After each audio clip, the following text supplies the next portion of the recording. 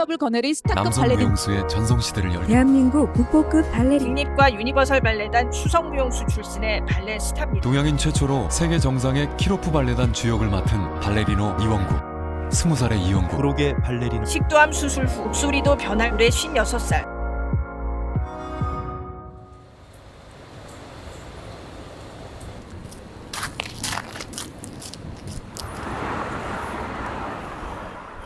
네, 지금 여기 예술의 전당에 와 있는데요. 좀 있으면은 한국 발레계의 역사 이원국 선생님을 만나 뵈서 인터뷰를 하게 됐습니다. 떨리는데. 안녕하세요. 네, 정현 씨.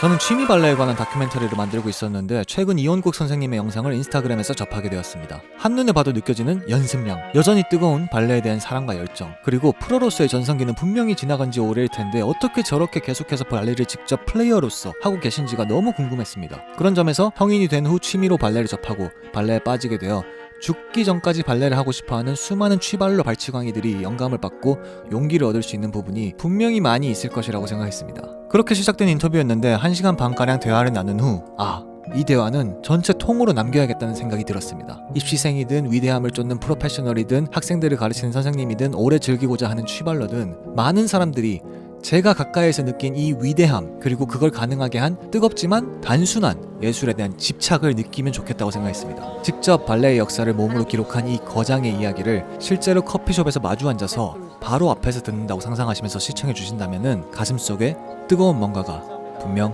가득 차오를 것입니다. 오늘 그러니까 정확하게 인터뷰하는 그 요지가 뭐야? 어떤 거예요? 취미 발레에 관한 거거든요, 원래는. 그런데 이제 선생님께서 올해 계속해서 발레를 하시고 계시고 사랑하고 계시잖아요. 네. 그런 점에서 어떤 접점이 있지 않을까? 취미생들이 좀 보고 배울 만한 거라든지 어떤 발레를 사랑하는 방법이랄까? 그러면 우리 연재 씨는 얼마나 하셨어요? 저는 이제 10년 차.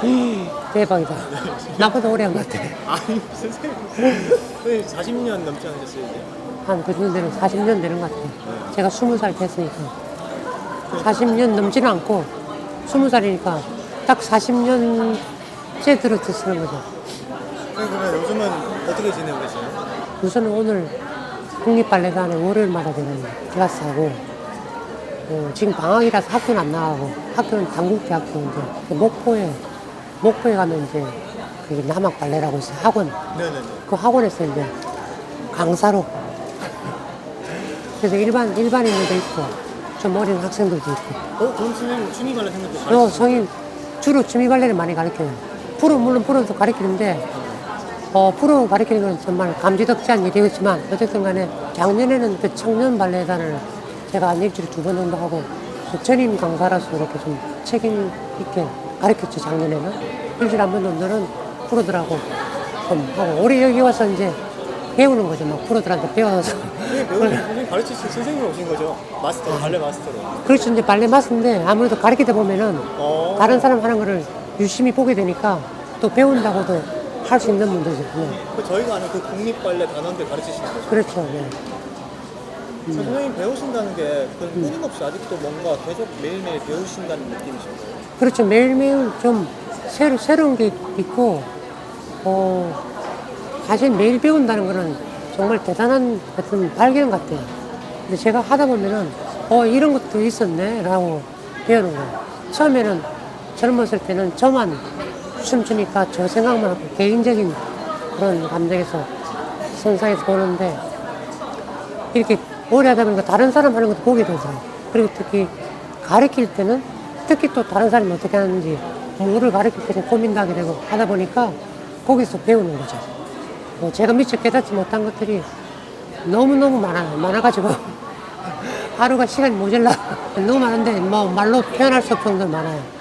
매일 새로운 게 하나씩 깨닫는 거예요. 근데 예를 하나만 들어주실 수 있어요? 도대체 40년 동안 발레를 하셨는데 테크닉적인 면이나 턴주를 하는 방법이라거나 어떻게 신장시키는 방법 이런 거 다 알고 계실 거라 생각하는데 뭘 배우시는 거예요? 글쎄 그걸 다 알고 있다고 하는 거는 개개인마다 좀 차이가 있겠지만 저도 다 알겠다고 생각한 적이 있었어요. 옛날에는 이렇게 하면 되지라고 생각했는데 하다 보니까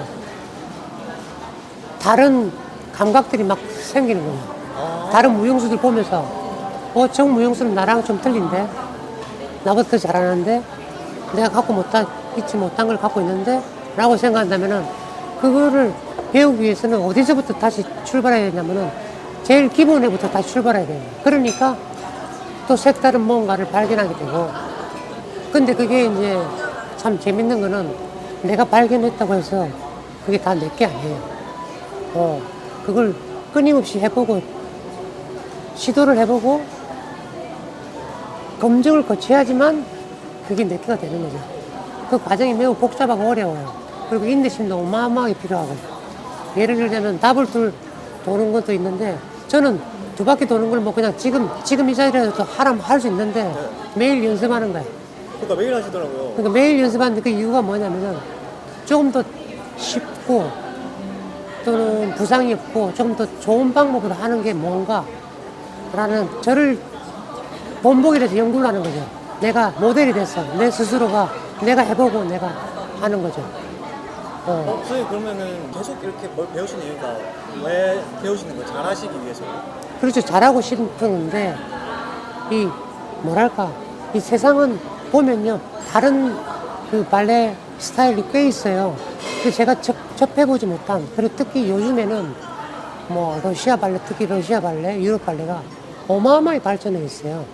그 발레의 발전된 모습을 보면은 그 젊은 친구들이 예를 들어서 뭐 A라는 젊은 친구가 볼쇼이 무대에서 하는데 그걸 보면은 제 심장이 막 뛰는 거야. 어떻게 저거 할 수 있을까? 저렇게 할 수 있을까? 사실은 불가능하거든요. 제가 지금 한다는 거는.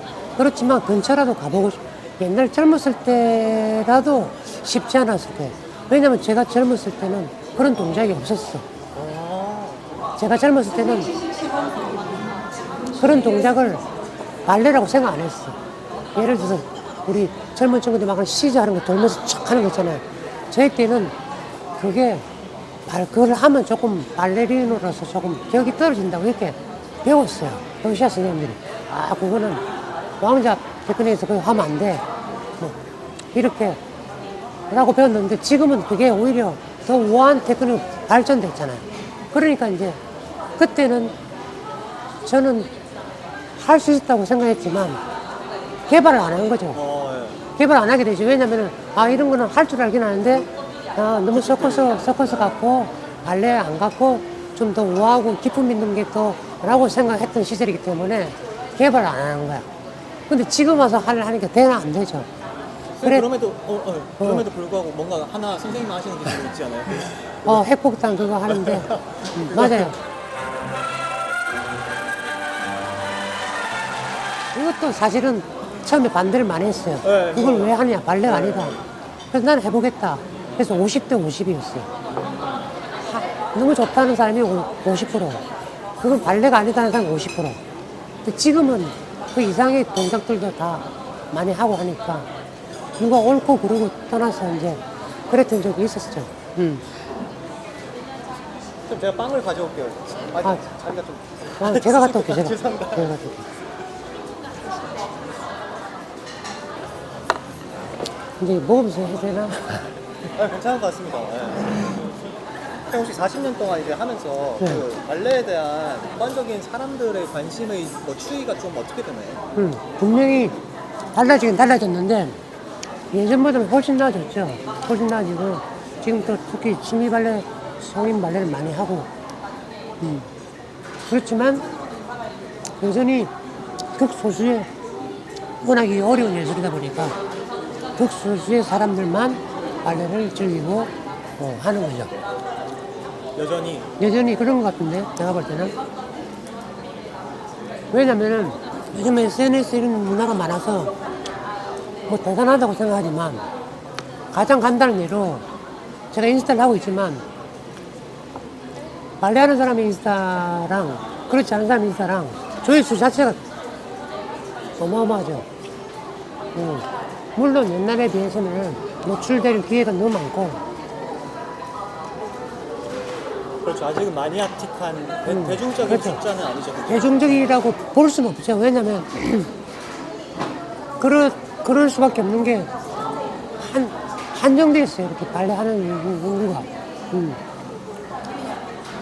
매일매일 새로운 사람이 1000명씩 나타나는 게 아니라 한두 명씩 나타나고 뭐 그게 좀 이제 많아져서 서로 이제 이런 걸로 이야기하다 보니까 서로 많은 것 같이 느껴지지만 실제로는 물론 당연히 옛날보다 많아졌지만 그러나 이 예술 자체가 그런 거예요. 이 예술 자체가 그렇게 조금 뭐랄까 보호돼야 된다는 느낌도 있고 왜냐면 발레 하는 진짜 예술가들은 이걸 그 이상 안 내려가. 대중예술과 완벽한 차이를 두고 있어요. 그러다 보니까 아무리 발레를 대중화하고 이래도 그 이상의 갭을 줄이지 못하는 거예요. 대중적이 될 수가 없는 거예요. 그게 오히려 발레의 매력이지. 네. 대중하면 안 되는 부분도 있는 거네요. 사실 여기까지 내려가면 안 되기 그렇죠. 안 때문에. 되는 부분이 있죠. 안 되는 부분이 있죠. 발레는 발레일 뿐이지 발레가 예를 들어서 뭐 그럼 오히려 발레는 다른 예술에 굉장히 영향을 많이 주잖아요. 네네. 그런 점에 있어서 발레 예술은 아주 독특하고 특별한 예술을 볼 수 있는 거죠. 근데 선생님은 발레를 놓은 적이나 뭐 부상 말고 싫어진 적은 없으세요? 신 적은 거의 없는 것 같아요. 발레를 치러본 적이 없고 뭐 피치 못하게 막 수술하고 뭐 이럴 때는 뭐 어쩔 수 없었는데 그럴 때도 본능적으로 막 움직이고 있어 내가 막 이렇게 하고.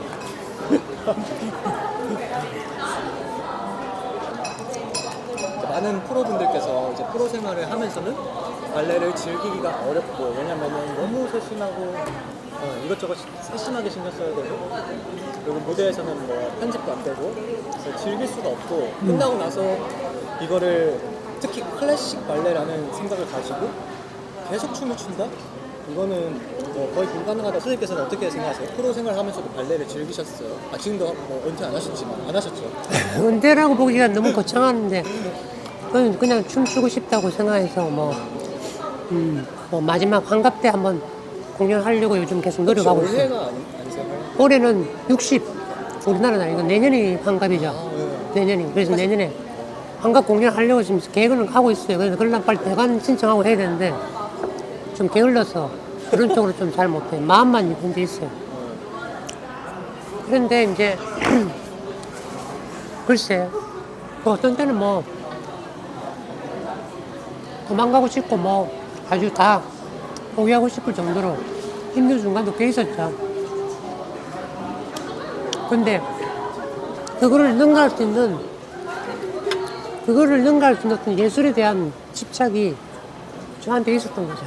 그리고 그거를 심어준 선생님들이 있었고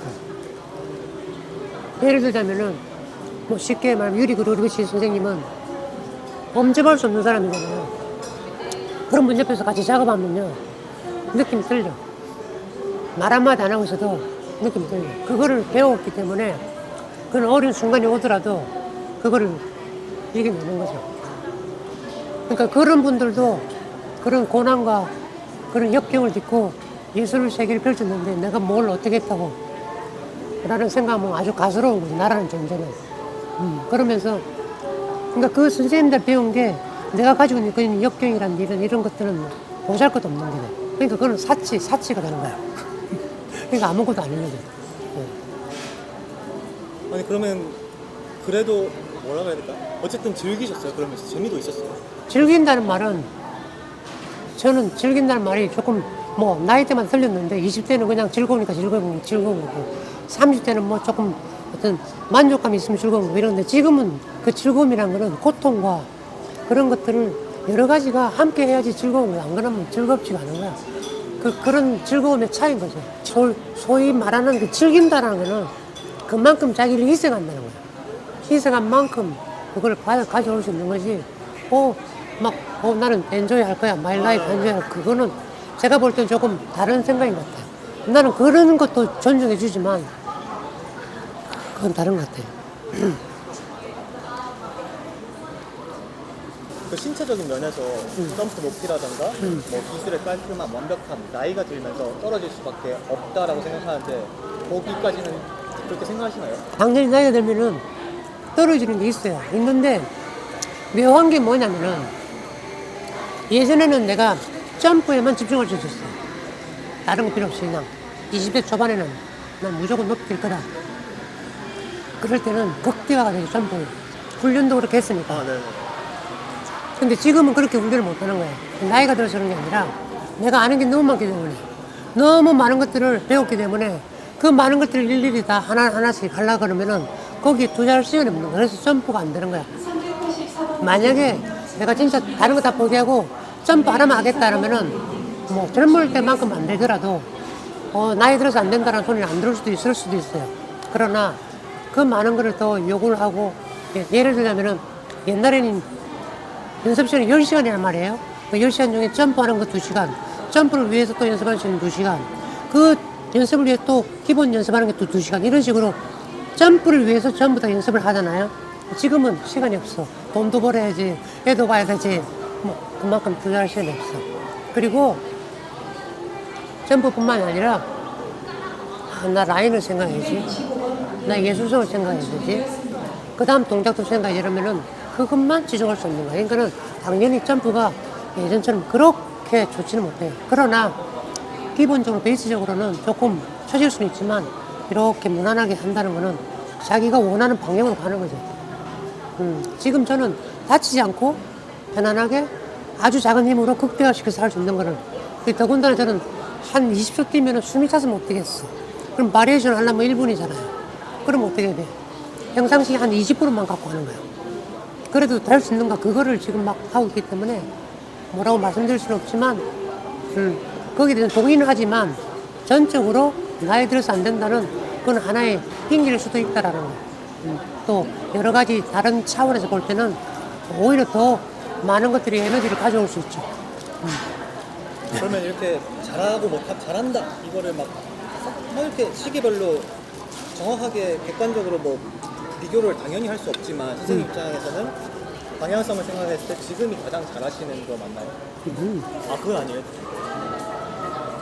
일반적으로 잘한다는 건 30대. 지금은 잘한다는 게 아니고 내가 많이 배웠고 많이 하지만 잘할 수는 없어. 잘할 수는 없죠. 잘할 수는 없어. 또 노련하긴 할 수 있지만 노련하다고 잘하는 게 아니잖아요.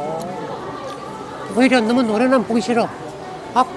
왜 이런 거 있잖아. 사람이 좀 이렇게 유도리 있으면 너무 능구렁해갖고 보기 싫은 것처럼 너무 노련만 해도 보기 싫어. 그러니까 역시 발레는 젊은 예술에서 파워가 있어야 돼. 그 파워가 지금은 안 나와.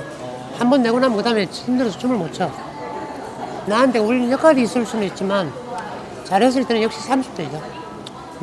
20대 후반 30대 이렇게 최고의 전성기죠. 그럼 그때로 돌아가고 싶다 이런 생각도 하세요? 그래서 지금 하고 있는 거냐. 그래서 하고 있다고요? 그래서 하고 있잖아.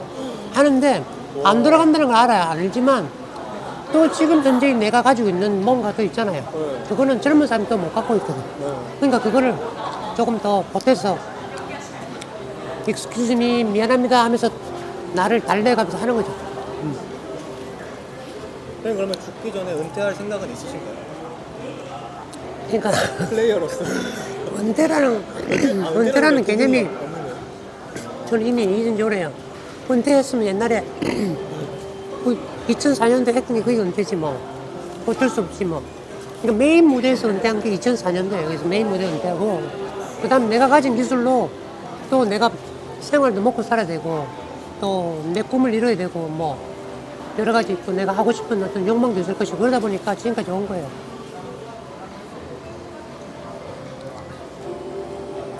그러면은 어떻게 그렇게 발레를 계속해서 사랑하시는 건가요? 그러니까 그 좋은 이유가 발레 자체를 내가 좋아하는 거예요. 내가 내 성격을 봐도 나는 발레랑 잘 어울린다 하는데 내가 좋아한다고 해서 이게 모든 것들이 나를 위해서 움직여주지 않잖아요. 그러니까 발레는 나한테 또 많은 고통을 줘요. 근데 그 모든 걸 이길 수 있는 것들이 바로 내가 만난 선생님들 그리고 내가 만난 그 무용수들한테 얻은 거죠. 그걸 이기는 방법을 가르쳐 준 건 아니지만 그걸 생각할 때는 이럴 겨를이 없는 거야. 이렇게 그냥 예술가로서 살아가는 거야. 나는 내가 발레 무용수로서 더 삶을 산다는 게 아니라 그냥 내가 살아가는데 다만 나는 그냥 발레를 하고 있을 뿐이에요. 그러니까 그런 것들이 중요한 것 같아. 그분들 보면 되잖아요. 옆에서 가르칠 때도 벌써 그 기가 느껴져요.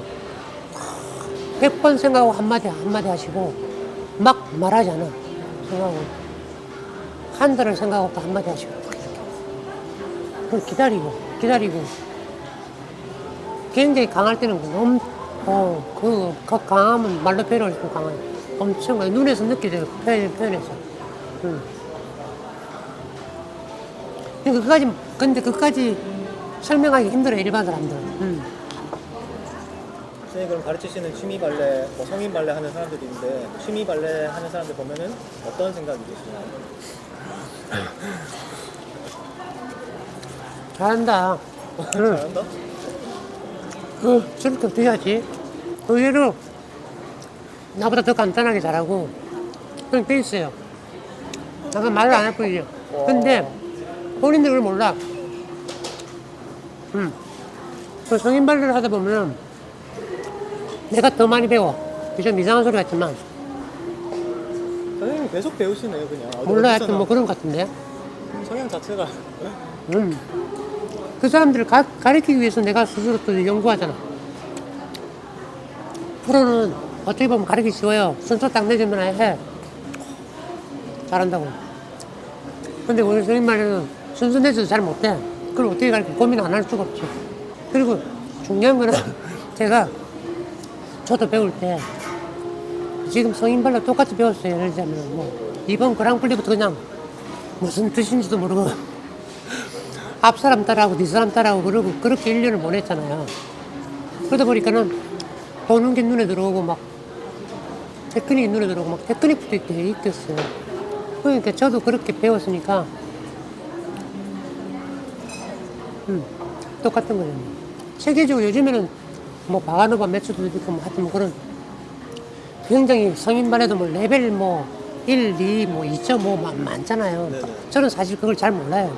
왜냐면 그래 배워본 적이 없어가지고. 저는 좀 무식하게 옛날 스타일이죠. 옛날에 뭐 우리 선생님들 난 배운 그대로 그냥 보고 따라 하시라고.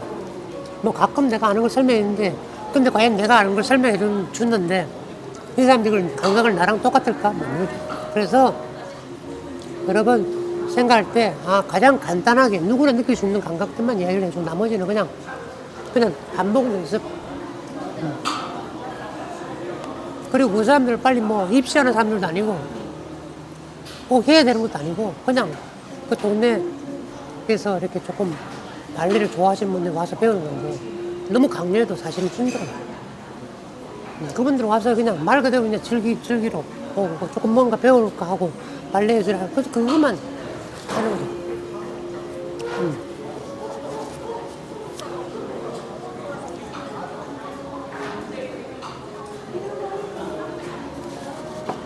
그리고 요즘 보면은 성인 발레분들 잘하는 사람 되게 많아요.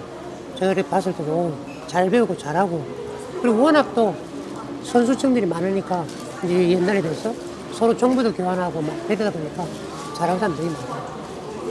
그래 또 YG 발레단의 그 스완 발레도 너는 많이 보지 못했는데 뭐 공연도 하고 이러잖아요.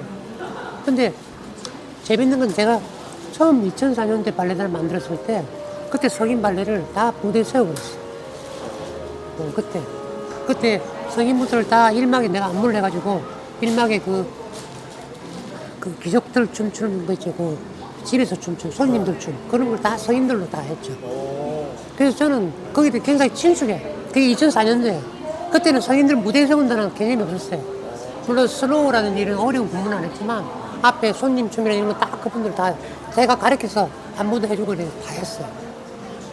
그때 대학로 아니요, 그때는 제가 저기 대학로가 아니고 교육문화회관에서도 하고 꽤 많이 했어요. 좀 큰 극장에서도. 그리고 뭐 어디 초청받아서 공연도 하고. 그렇게 해서 우리 발레단, 이용국 발레단 호두까기는 1막은 그 아마추어 분들이 하는 걸로 구성이 됐어요. 그래서 우리 호두까기는 좀 쌌잖아요. 이용국 발레단은 좀 싸게, 개런티가 좀 싸게 갔지. 그 이후로부터 좀 많이 그렇게 하시더라고, 손님들은 성인 발레 채우고.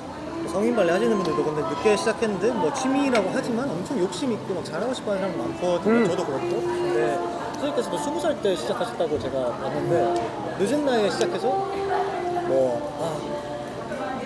어렸을 때 시작했으면 좋았겠다라고 생각하시는 부분도 있으셨겠지만 혹시 그래서 이건 좋았다, 이런 부분 좋았다 이런 것도 있나요? 나이 들어서니까 첫 번째는 날 길바리라 들어. 첫 번째. 그리고 그 당시 이제 막 철들 때니까 내가 해야 될 거 해야 되지 말아야 될 거 구분이 명확해. 그래서 유혹이 안 빠졌어. 예를 들어서 15살, 16살 하면은 놀고도 싶고 막 오늘 하기 싫으면 그냥 땡땡이 가고 뭐 이럴 수도 있잖아요. 근데 저는 그런 적이 없었어. 오히려 배고픈 청년이었어. 막 발레를 너무 하고 싶으니까 꽃산에서도 막 선생님 손 내주고 못 움직이잖아. 꽃산에서 막 혼자서 막 이러고 막 손잡이 잡고 볼드브라 연습하고 막 이렇게 흔들리잖아요. 볼드브라 연습하고 막 뭐 이런 식으로 하고 막 하여튼 내가 할 수 있는 건 다 했어. 그 시간들이 그래서 그때 뭐 옛날 얘기 하자면 참 수도 없이 많지만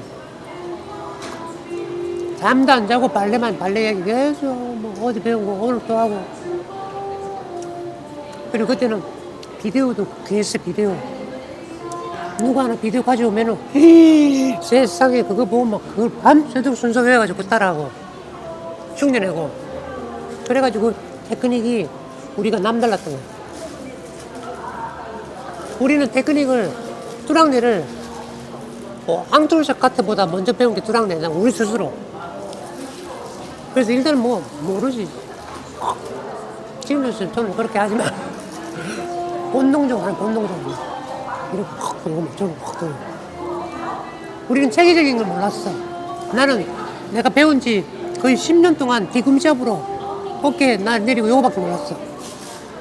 아무것도 몰라. 왜냐면 그때만 해도 무릎 옆으로라는 거는 상상을 못해. 무릎 옆. 한참 내가 잘하고 있는데 갑자기 뭐 외국에서 배우고 오시는 사람이 바스는 무릎 옆으로 와 그럼 죽는 거야. 갑자기 안 되는 거야. 발레가 안 돼. 우리가 하던 대로 하는데 바스 무릎 안 돼. 발레가 안 돼. 그랬어요. 그래서 진짜 소위 말하는 멘붕아. 그때에도 이 러시아 유학하고보다는 미국 가서 이제 좀 배우신 분들이 있었거든요. 탁 보면서 그렇게 하는 게 아니야. 그러면서 탁 무릎 옆으로 탁 보여줘. 그러면 우리는 막 이렇게 저거 어떻게 대신에 그때도 막 한 10바퀴는 돌아서 그냥 돌면은 10바퀴. 근데 무릎 옆으로 하면 안 되는 거야. 와. 하여튼 뭐 그런 게 말도 안 되는 현실들이 있었어. 그럼 그 뒤에 그걸 고치셨어요? 고쳤죠. 다시 처음부터 하는 것도. 미쳤다. 그리고 러시아 선생님 올라와. 러시아 선생님 얼마나 무섭냐면 딱 와가지고 딱 봐. 알았쇼. 딱 이러다가 니 이러잖아요. 그러면 이건 뭐지? 그때부터는 완전히 이건 거야. 멘붕이 오는 거야 이거. 왜 이건 아니라 이거지? 그리고 러시아 선생님 무시하잖아. 이렇게 무시하고. 응. 화도 안 내. 이렇게. 괜찮아. 너는 해봐야 거기 있으니까. 괜찮아. 우리나라 말로 응? 거기까지 괜찮아. 그만해. 그리고 다 가셔 집에. 그리고 막 우리가 하잖아요. 그러면 응? 집에 가. 아들아이 집에 가 쉬어. 그러면 잠이 안 와요. 그런 어떤 참 그런 뭐랄까 죽고 싶을 정도로 괴로울 때 있잖아. 말도 길게도 안 해. 막 뭐라지도 않아. 근데 그게 누구냐면은 대가들이 왔거든. 대가들이. 예를 들어서 갈리나 케피시바 선생님은 지금도 마린스크에서 최고의 선생님이지만 30년 전에 UBC 오셨을 때도 저는 이미 프로 무용수고 그때만 해도 나는 잘한다는 생각하고 있었는데 그리고 탁 가면은 말이 안 나와. 그때 배운 사람들이 UBC 있을 때 배운 사람들이 참 잘 배웠어요. 열심히 배웠어요. 저는 그때 바가노바가 뭔지도 몰랐는데 그 선생님 오셔서 물론 프로 무용수들을 그때 한국 수준이 그냥 제 생각입니다만은 그때 당시 한국 수준이 갈리나 선생님 보시기에는 너무 그냥 그런 거죠. 왜냐면은 미국 쪽에서 들어온 발레를 막 배우고 있었습니다. 근데 러시아에서 볼 때는 얼마나 기록에서 50년 볼 때는 웃기겠어요. 그러니까는 그때 단원들을 3년 동안 학생 가르치듯이 거의 이렇게 훈련을 하셨어요. 거의 3년 동안. 그렇다고 해서 막 학생처럼 막 혼내고 이런 건 아닌데 딱 이렇게 클래스 할 때도 딱 마음에 는 스톱 다시. 요즘에 클래스 할 때 그렇게 안 하잖아요. 우리 발레단 클래스 할 때도 프로들은 아침에 모아서 몸 풀고 이러는데 스톱 다시 하면은요 그건 말도 안 되는 현상인 거야. 근데 우리는 그때 그렇게 배웠어. 그래가지고 우리는 왜 스톱하지? 이유도 모르는 거야, 이유도 모르고. 지금은 상상도 못하고. 그리고 그때 처음으로 캐릭터 춤을 나탈리아 스피치나가 와서 캐릭터 춤 가르치는데, 와, 진짜 저거는 생전 처음 본 거야. 발레가 아니라. 발레인데 발레 하는 사람이 하는 캐릭터 춤. 와, 막 그거 배우면은 진땀이 그냥 나. 도는 것보다 더 어려워. 그리고 아무래도 자세가 안 나네. 막 소위 말하는 라인이 안 나는 거야. 그럼 진짜 소위 말하는 멘붕 그 이상이에요. 그럼 연습하고 하는데 그런 적이 있었어. 그때 UBC에서 그 대단한 그거를 결정한 거지. 한국에 잠자는 숲속 미녀를 94년도에 가져왔거든요. 그걸 가져오기 위해서 트레이닝이 돼야 되니까 몰래 그 비노울도 와가지고 갈리나 케기시바랑 나탈리아 스피치나 이런 분들 보냈어. 훈련을 시켜라. 왜냐면 그걸 자꾸 하려면 뭘 알아야지 하지. 그 전까지만 해도 이제 약간 미국 스타일의 좀 발란신까지는 아닌 미국 스타일의 춤을 좀 하고 있고, 에드리안 델라 선생님이 또 물론 뭐 아주 수준이 또 굉장했지만 러시아 발레가 새로 들어오면서 또 다른 완전 또 변화의 길을 본 거야. 그때 제가 있었어요. 운 좋게는. 그때 이제 뭐 여러 참 많은 걸 박보희 총재님께서 많은 걸 해주고 하신 거죠. 그 발레에서는 저한테는 완전히 뭐랄까 은인님 같은 분이에요. 왜냐면 그분이 없었으면 우리 이렇게 발레가 못 배웠어. 배울 수가 없었어. 어쩌면 한국의 운명 자체가 바뀌었어. 많이 바뀌었어. 정말로 발레에 대해서는 헌신적이었어. 그래서 그때 배우신 분이 다, 저도 그때 배웠어요. 그때 국립은 좀 다른 현실을 맡고 있었고, 좀 틀려요. 그때 UBC가 뭐랄까, 이건 제 개인적인 생각이에요. UBC가 훨씬 더 조금, 좀 뭐랄까, 수준이, 있었던 좀 다른 수준이었던 것 같고, 외국인들도 있고, 근데 우리는 좀 헝그리 정신이잖아. 저 역시도 그렇고.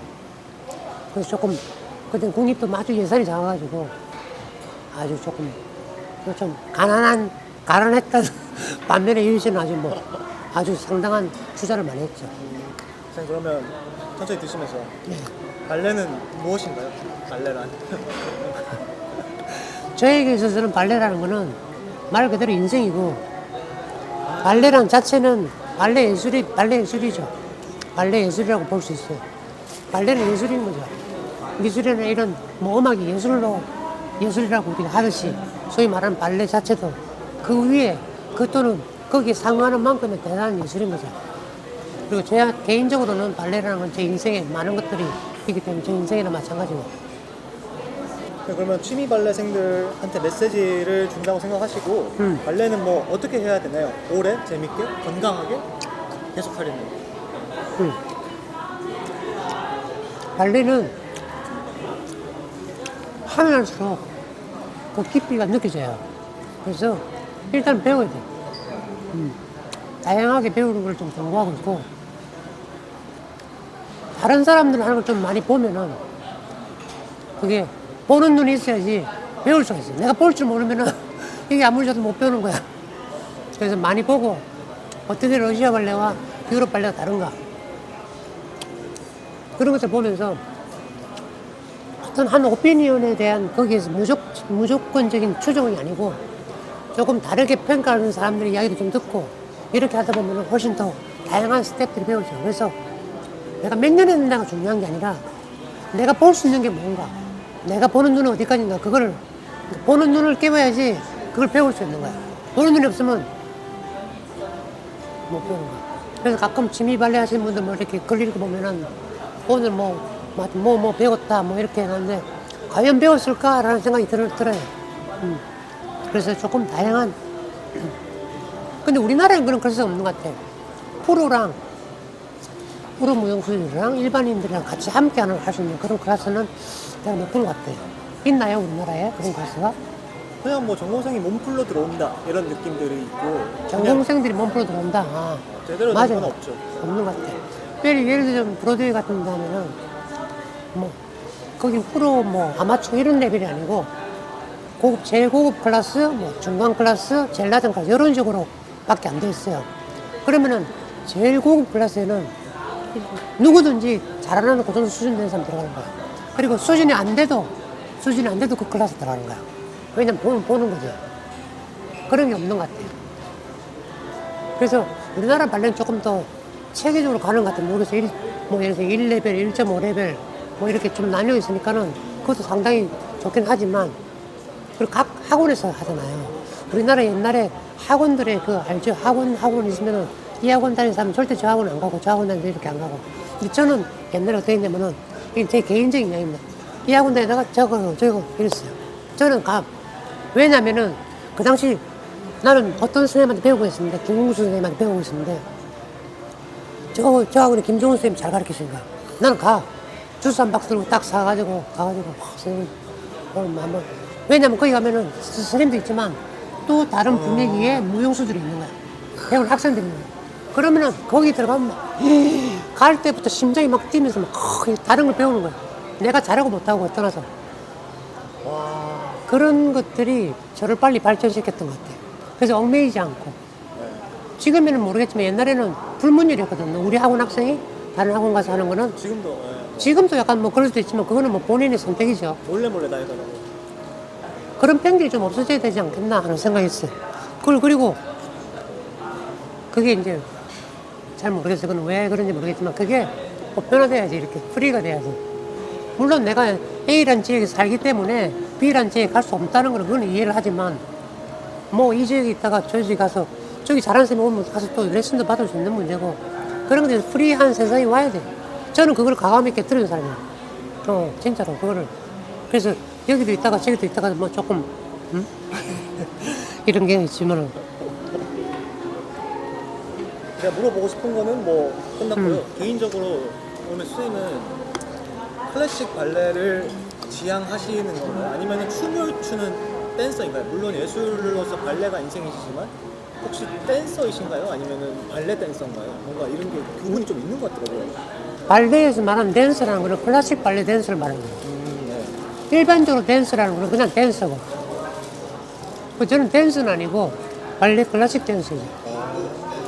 저는 그렇게 생각하는데 그 이제 컨템포러리 발레가 있잖아요 요새. 그래서 그런 쪽에도 욕심이 있으신지 온갖 종류의 움직임에. 아니 잘은 못해요. 욕심도 없고 잘은 못하고 이런 걸 할 수 있어. 내가 음악에 맞췄어. 내가 클래식 발레 기법을 가지고 내가 춤을 출 수는 있어. 그런데 그게 분명히 현대 발레하고는 틀리더라고. 현대 발레는 막 내가 접근할 수 없는 단계. 그거 하려면 처음부터 다시 공부해야 돼. 아니면 대가를 만나서 대가한테 잠깐 배우든가. 둘 중에 하나야. 근데 대가를 만나서 잠깐 배우는 게 훨씬 낫죠. 그러니까 대가의 작품을 한번 해보는 게 훨씬 낫죠. 처음부터 다시 밑바닥으로 가면 어려워. 그러니까 대가를 만나면 되는 거야. 선생님 그러면 클래식 발레에 대한 개념이 사람마다도 조금 다를 수 있지만 선생님께서 클래식 발레도 영원히 즐길 수 있다고 생각하시죠? 당연히. 영원히 즐길 수 있다? 즐긴다라기보다 저 영원히 어쨌든 춤추고 영원이라기보다 뭐 몸 좀 건강한 때까지 죽기 전까지 가능한 한 할 수 있다라고 생각하시죠? 할 수도 있는데 남들이 어떻게 봐줄지는 그건 엄격한 거야. 그래서 발레는 엄격한 거야. 나는 할 수 있어. 나는 할 수 있고 나는 하고 싶다고 생각하는데 그건 네 생각이고 본인 생각이고 남들이 봤을 때 과연 이원구이가 공연한다면 티켓을 사가지고 오느냐. 그게 프로 발레고 좀 하니까 이건 뭐 잘하든 못하는 간에 표를 팔 수 있느냐 또는 공연을 보러 오는 사람이 있느냐. 자기 혼자는 그냥 발레를 볼 수 없죠. 그런 취미생활이 그런 차원에서 어려운 거예요. 그런 차원에서 수락료 돌 때도 저는 진짜 많은 걸 내려놓고 도는 거야. 해보는 거야. 할 줄 몰라서 안 하는 게 아니고 역시 2번, 3번은 어려워요. 한 번은 뭐 자달라도 하는데 한 번 연속으로 2번 하는 건 너무 쉬운데 그 이상 하는 건 어려워. 이게 자꾸 연습하고 있는데 그게 워낙 제가 하는 스타일이 구닥다리라서 잘 안 돼. 또 배울 때도 없고 해보는 거지 뭐. 저는 너무 좋습니다. 그래요? 저는 다 됐습니다. 그냥 하시고 싶은 말씀이나 뭐. 어디서 배우세요? 저도 뭐 여러 군데 다니는데 응. 아실 만한 분들은 이제 저기 유승진 선생님한테도 한 주 1회 듣고 모르실 수도 유승진? 있고. 왜 내가 유승진 몰라? 그리고 유승진 조주환 알죠? 선생님도 조주환도 알죠? 있고 그다음에 김미서 선생님이라고 누구? 일산에 김미서 선생님이라고 있어요. 거기는 이제 기본기 잡고 이렇게 여자분 일산에서. 조주환 선생님께 배운 지 얼마 안 됐는데 이제 조주환. 약간 비슷하게 뭔가 기본기 자체에 너무 집착하기보다는 좀 이렇게 뚫고 레벨을 올릴 수 있게 해주셔가지고 한 분이 진짜 한 분. 지금 모르겠지만 옛날에 우리 하루 안 보면 죽었어 서로. 진짜요? 응. 뭐 지난 정도가 아니라 완전히 뭐 붙박이. 같이 연습 많이 하셨죠? 그러니까 조주환 선생님께서도 이렇게 기본부터 배운 게 아니라 이렇게 일단 부딪혀 봤다고 하시더라고요. 그때는 기본이라는 게 없었다니까. 올 때는 바스에 무릎 옆으로가 없었어요. 없었어. 어떻게 할까요? 없었는데. 지금 배우는 친구들은 나보다 더 좋은 예를 들어서 선생님들하고 뭐 하지만 우리 때는 그런 게 없어요. 그렇다고 해서 우리가 우리는 못 배웠으니까 뭐 이런 뜻이 아니고 그런 나는 지금이라도 누가 나를 좀 가르쳐 주면은 나는 배울 용의가 있어. 아무도 나를 가르쳐 주려고 하진 않기 때문에 내가 가르치면서 보는 거 보면서 잘하는구나. 저렇게 하는 거구나. 뭐 이럴 수 있는 거고. 내가 아는 길 모든 거 다 안다고 생각하면 안 돼요. 나보다 더 많은 아는 친구들이 수석에 있어. 오늘도 내가 연속으로 무대에서 4번을 답을 하는 거예요. 내가 봤어. 저가 93년도에 그걸 했었거든요. 그때는 내가 어떻게 했는지도 몰라. 그냥 했어, 나는. 했어. 그 기억이 지금도 있고, 뭐, 물론 영상은 없지만. 근데 내가 그 이후로 30몇 년이 지나서 내가 처음 본 거야. 답을 4번 하는 친구. 와, 대단하네. 그 친구를 봤는데, 움직임이 틀려. 그러니까 4번 할 수 있는, 연속으로 4번 할 수 있는 친구랑, 그렇지 않은 친구랑 움직임이 달라요, 이렇게. 그 김기민님이에요 혹시? 김기민은 저기 계시잖아. 네, 저기. 김기민은 더 그것도 하지. 걔는 무대에서 열 몇 번을 하더라고. 그러니까 엄청 멋있는데. 나는 김희연 딱 한마디 했어. 나를 가르치는 선생님은 16번 하셨다. 내가 옛날에. 실제 그랬어. 옛날에 그랬어. 김기민이 먼저 4번 했죠. 김민이가 먼저 4번 하고, 그 다음에 이제 그 친구 했는데, 대단하더라고. 그래서 그런 거 보면 배우는 거야, 자기가. 자극도 받고. 또 재밌는 얘기는 뭐냐면, 우리 때는 들어오면, 한 2-3달 되면 무조건 토 신어. 토 신고, 와 이거 좀 논란이 있을 만한 얘기네요. 지금 선생님들이 지금 세계에서 들으면. 그럴 수도 있죠. 올 때는 그랬어요. 왜냐면은 입시해야 되는데, 그때 더 했구나. 우리는 학원에 들어오는 이유가 입시죠, 입시. 그러면 그냥 바로 토 신어야 돼. 물론 전부 다는 못하지만, 토 신고 뭐 끝나고 나면 막, 럴레베 한 100번쯤 시키고, 아랍에서 럴레베, 음악 트는 거 이런 건 없었어요. 짝짝짝짝짝짝짝. 이거로 원 핸드, 투 핸드, 쓰리. 이렇게 막 하면서 막 럴레베 시키고. 그러면 너 옆에 따라해. 이러면. 자꾸 아랍에서 걔가 뭔지도 모르면서 하는 거야. 그렇게 배웠죠. 기억도 안 나.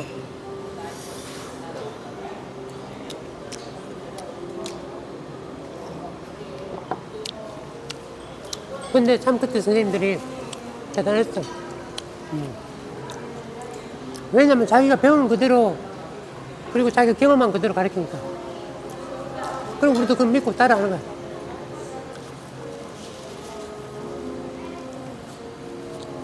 그러니까 뭐 무조건 하라는 건 아니고, 좀 다른 생각을 갖고 하면 훨씬 더 다양한 학교에서 좀 하다 보면 쉬워. 어렵지 않아요, 그렇게. 웬만큼까지는 쉽지, 쉬워. 말해준 이런 거는 한 번 아니야. 최소한 한 번 할 때는 10번씩 하는 10번 연달아서. 예를 들면 지젤 알브레이트 한다 그러면 한 번 안 해. 10번 쫙. 쫙. 처음부터 뭐 잘한다 못하는 소리는 쫙 10번. 그래서 그 다음에 이 좀 팔 좀 내려, 어깨 좀 내려야 되겠다. 그 다음에요? 그러고서 어깨 좀 내려야 돼. 이렇게. 그게 끝이야. 그게 코멘트야.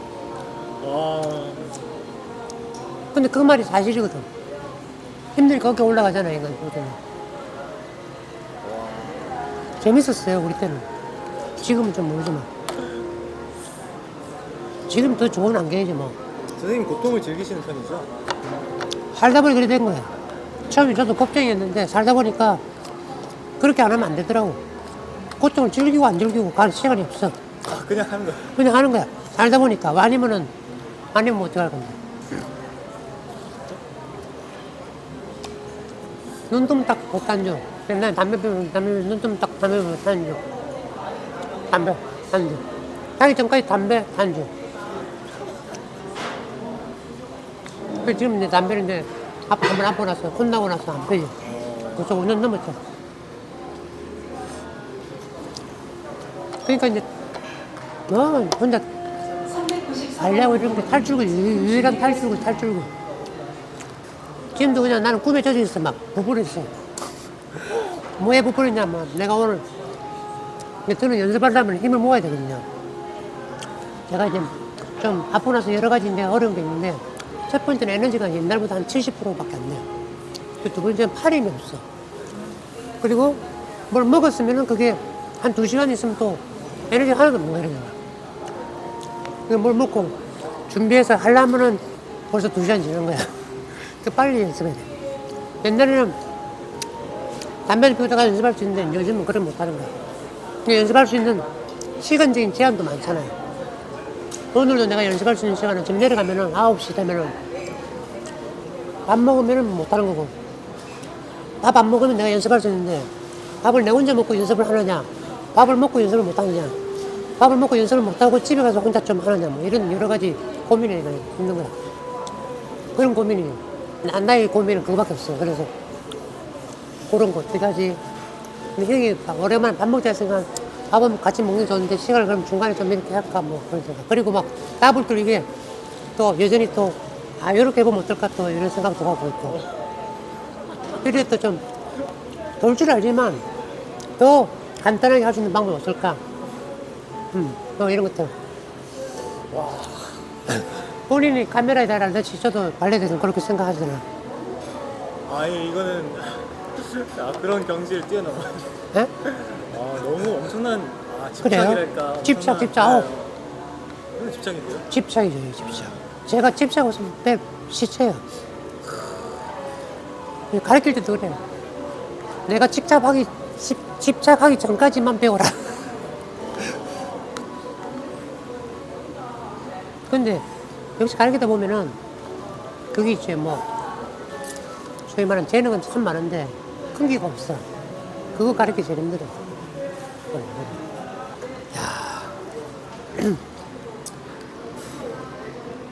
선생님은 그 옛날에 스트레칭은 좀 부족한 점 없었어요? 어릴 때 시작하죠? 어마어마하게 부족했죠, 저는. 지금도. 어떻게 했어요? 저는 많이 부족해가지고 그게 제일 고민인데. 내가 이야기해주면 몸이 있잖아, 사람 몸이. 그래. 나는 옛날보다 스트레칭이 훨씬 더 몸이 더 유연해졌어.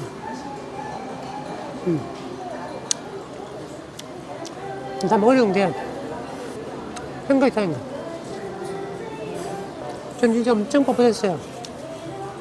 그래서 아침에 일어나자마자 식초 한 컵. 저기 자기 전에 식초 한 컵. 효과 있어요?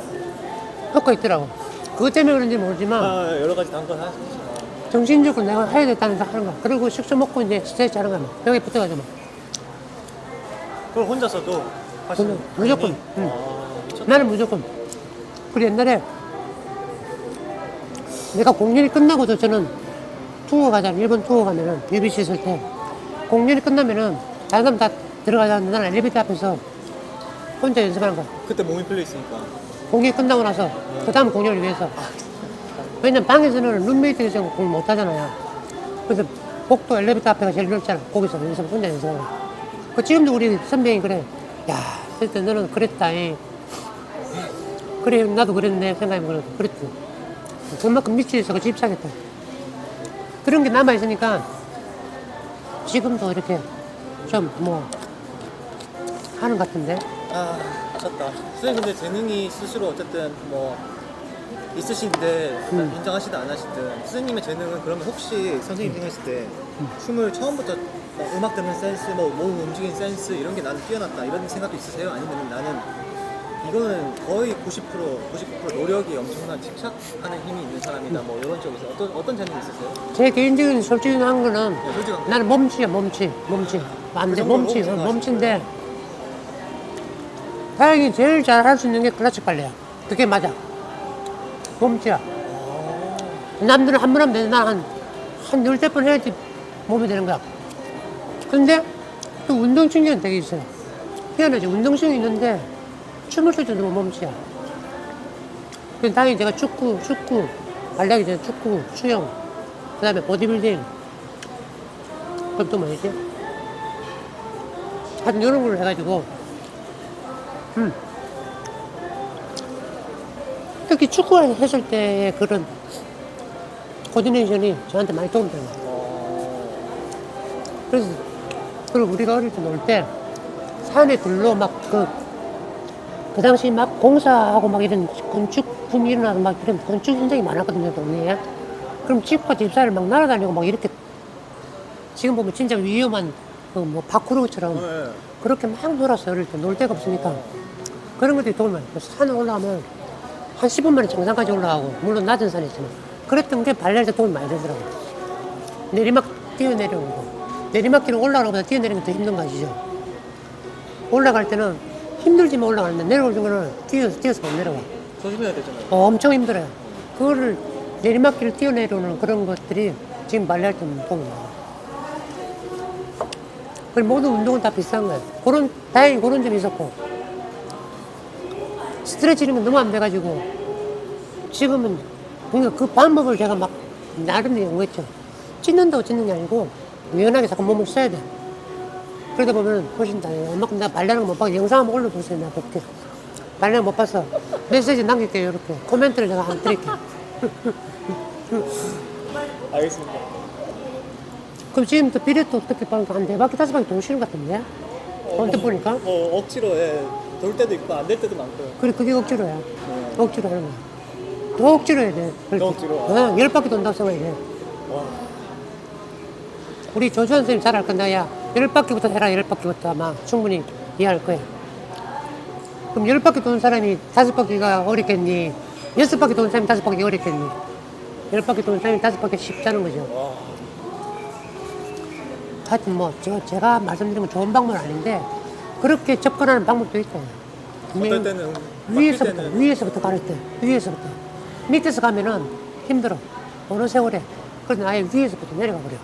그러니까 내가 음악을 모르면 음악 대가하는 데 가서 배우면 돼.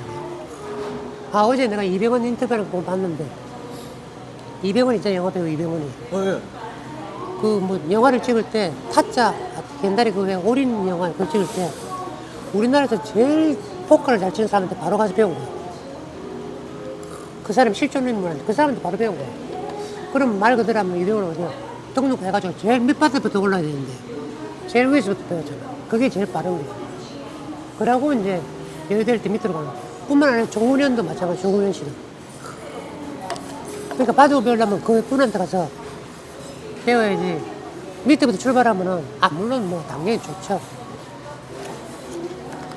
자, 오늘 말씀하신 거 중에 혹시 안 나갔으면 좋겠는 거 있으시면은 그런 거 있나? 말씀해 주시면 좋겠고, 왜냐면은 제가 보니까 이거는 이걸 통으로 그냥 말씀하신 거 쫙 올려도 그냥 볼 사람은 보고 도움을 근데 엄청나게 얻을 이렇게 하면 돼. 사람은 그 앞에다가 아까 내가 예를 들어 UBC랑 국립 비교를 했잖아요. 아, 네, 그런 거는 빼고. 내 개인적인 생각이지만 개인적인 이런 걸 붙이면은 괜찮아요. 근데 그걸 빼고 만약에 아유, UBC는 어떻고 이러면은 그게 공론화 돼버리니까 안 되는 거예요. 근데 사실이 그렇어요. 내가 느끼는 그대로가. 개인적인 의견일 뿐이지 뭐 어떻게. 그리고 나는 UBC도 국립도 좋고 뭐 왔다 갔다 하는데 UBC 가서 얘기가 고향이라 그러고 국립 가서 얘기가 고향이라 그러고 농담을 한 소리야. 그래. 그리고 이제 UBC, 국립, 그 다음에 서울발레 시어터, 광주시립발레단, 또 외국에도 있었고, 안 가본 데 다 왔다 갔다 돼. 발레나 뭐 다른 분야도 뭔가 뭐 특히나 정점을 이렇게 바라보고 있는 사람한테는 도움이 될 얘기가 너무 많을 것 같아요. 아, 집착하는 거나 이런 게. 또 얼마나 열심히 하는지가 열정이라. 우리는 아무도 안 봐줘. 진짜 혼자 연습하려면 얼마나 힘들어 아시겠지만 혼자 연습 시간 낭비진 그 자체가 힘든 거예요. 생각해보면 내가 뚜락내를 돌려고 밤에 아무리 내가 인스타 한다지만 그리고 그걸 돌면은 몇 번을 뛰어야 되겠어요. 힘든 거야. 그 정도 내가 더블 돌 만큼의 내 몸이 뜨거워지려면은 그 앞에 다른 걸 연습을 많이 했다는 거야. 와, 그렇잖아. 물론 한 번 도는 거는 뭐 대충 할 수 있겠지만 여러 번 연습을 한다는 거. 그리고 그게 잘못하면 무릎이 다 나가. 안 그래도 우리 형이 막 그러는데 뭐 뭔가는 너는 진짜 내가 봐도 뭐 이러더라고. 근데 그거는 내 마음속에서 불이 있는 거야. 막 하고 싶은 거야. 누가 보든 안 보든 간에 보는 게 중요한 게 아니라. 그러니까 인스타가 제가 왜 어떤 게 좋냐면은 예전에 안 할 때보다 지금은 또 다른 점이 뭐냐면은 세계의 많은 사람들하고 좀 어느 정도 의견을 나눌 수 있는 이런 게 있더라고. 어떤 친구는 나한테 막 물어봐. 그럼 넌 또 영상 찍어서 보내주고 막 이렇게도 해. 그리고 볼 수 있는 친구들도 뭐 이름 내가 밝힐 수 없지만 나한테 막 영상 보내 자기가 한 건 이거 네가 하는 핵폭탄 맞냐면서 막 물어봐. 그럼 내가 또 찍어가지고 아 요건 아니고 요건 이렇게 하고 막 칭찬도 해주고. 그럼 너 서로 그런 식이야. 그리고 걔네들 보면 배울 게 너무 많아. 야 우리 때 어떻게 이렇게 쉽게 하니? 그런데 그 중에 가장 큰 이유는 뭐냐면 선생층이 두꺼워요. 그 선생님들이 그리고 뭐 1, 2년 춤춘 사람이 선생하는 게 아니야. 평생도록 태어나서 발레 해가지고 정말 40, 50대까지 발레 하다가 선생해가지고 그래서 가르치고 이렇게 이런 것들이 막 오랜 세월 동안에 그게 마치 역사의 흐름처럼 이렇게 해왔기 때문에 그 친구들이 발레를 대한 태도 같은 예에서 20 초자에도 20 초에 20대 초반에 그래서 댄스 다르면 벌써 기쁨이 더 남달라 벌써 이야기를 그러고 그런 것들이 조금 문화하고 좀 틀린 거죠. 우리는 이제 뭐 이렇게 동방예의주의라서 그런 어떤 그게 갈려있는 상태에서 또 발레를 하니까 그게 불스치고 혼돈이 많이 온단 말이에요. 근데 걔네들은 또 달라. 그런 것들이 참. 그리고 걔네들 뒤에는 벌써 그 젊은 친구 뒤에는 그 열려있는 선생들이 그림자들이 보여. 그 선생들이 뒤에서 딱 가르친 게 보여. 기쁨이. 그게 참 제가 가장 부러워하는 것 중에 하나예요. 그 러시아에서 온 선생님 발레 인터뷰했는데 여자 선생님인데 딱 이렇게 앉아가지고 맞아요. 하나도 안 움직이더라고요. 대단하죠. 영상을 돌려봤는데 이렇게 얘기하니까 엄청나더라고. 그거 대단하죠. 자체만은. 그 몸가짐이 어마어마하죠. 네. 어마어마해요. 그러니까 이제 유럽 발레 있고 러시아 발레 있는데 그거를 뭐 개개인의 차이들이면 결국 현재 유럽 발레도 러시아에서 온 거예요. 클래식 발레 전부 다. 거의 어마어마한 내공이죠. 그분들을 나는 와 대단해.